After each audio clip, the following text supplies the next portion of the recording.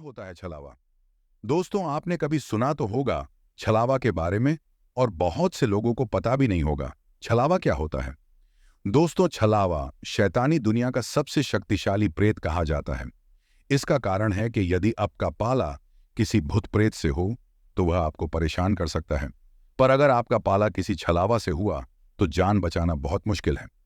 दोस्तों, छलावा की शैतानी दुनिया का सबसे शक्तिशाली प्रेत इसलिए कहा जा सकता है क्योंकि छलावा में रूप बदलने की शक्ति होती है।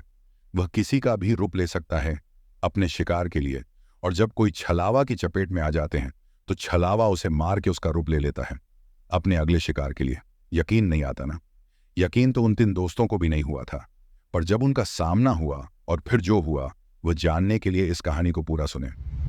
दोस्तों, ये कहानी उन 3 दोस्तों की है जो बारिश में हिल स्टेशन घूमने जाने का प्लान बना रहे थे। यार नीरज, अजय, बारिश का मौसम है, चलो ना हिल पॉइंट चलते हैं, रोहित ने कहा। नीरज, अजय और रोहित की दोस्ती को करीब 8 साल हो गए थे, और दोस्ती भी इतनी गहरी थी कि तीनों साथ ही होते कहीं भी।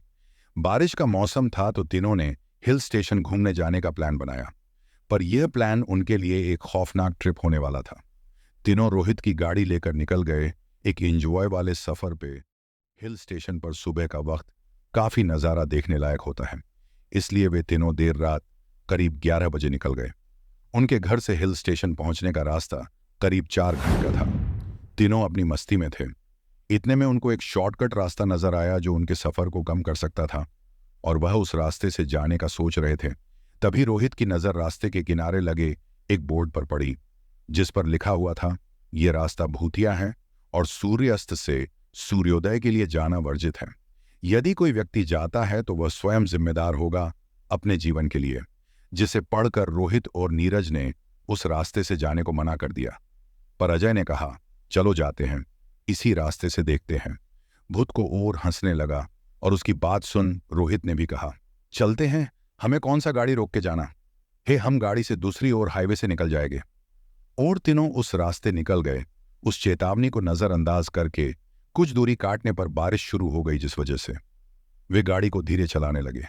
करीब 5 किलोमीटर का रास्ता कट चुका था, तभी अचानक उनकी गाड़ी में कुछ गड़बड़ी होने लगी और गाड़ी अचानक से बंद हो गई। इससे वे तीनों डर से गए। सुनसान रास्ता, ऊपर से बारिश, और ऐसे में गाड़ी के बंद होने से तीनों एक दूसरे पर गुस्सा करने लगे थे, और डर तीनों में बढ़ने लगा था। तीनों को रास्ते के शुरुआती में लगा हुआ चेतावनी वाला बोर्ड याद आने लगा। अब तीनों में से किसी में हिम्मत नहीं हो रही थी गाड़ी से उतर के देखने की कि गाड़ी को क्या हुआ है। देर बाद रोहित ने हिम्मत की और वह गाड़ी का बोनट खोल के देख ही रहा था, और कुछ समझ न आने पर वह वापस गाड़ी में बैठ के सेल्फ मारने लगा कि तभी गाड़ी स्टार्ट हो गई।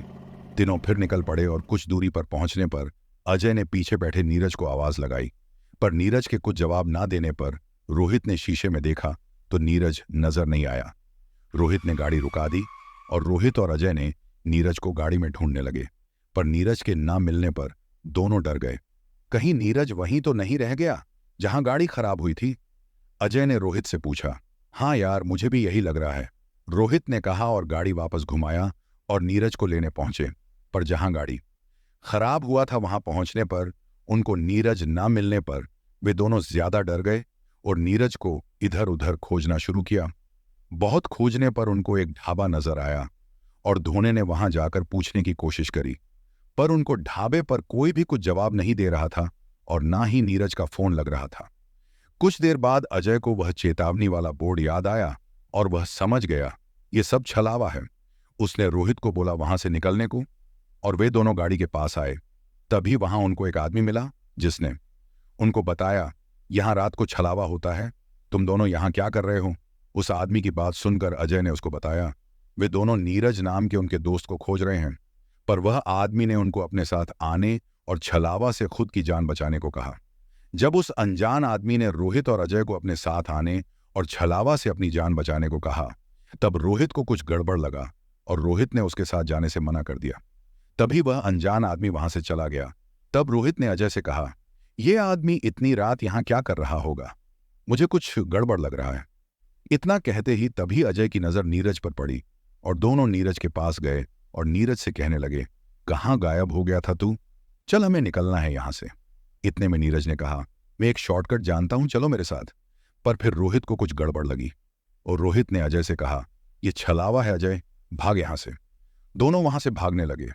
इतने में नीरज दोनों के सामने आ गया और जैसे ही नीरज हाथ में बड़ा सा धारदार चाकू लेकर अजय पर हमला करने की कोशिश करी कि तभी अजय की आंख खुली। उसने देखा वह एक सपना था। कुछ देर वह यकीन न कर पाया, फिर नीरज और रोहित को जिंदा देख खुशी से गले लगाया और कुछ ही देर में वे तीनों उसी जगह पहुंचे जो जगह अजय ने अपने सपने में देखी, शॉर्टकट वाले रास्ते के कोने पर। और उस चेतावनी वाले बोर्ड को देख उन्होंने रास्ता बदल लिया। दोस्तों, कहते हैं ना, कभी कभी ऊपर वाला भी रास्ता बता देता है।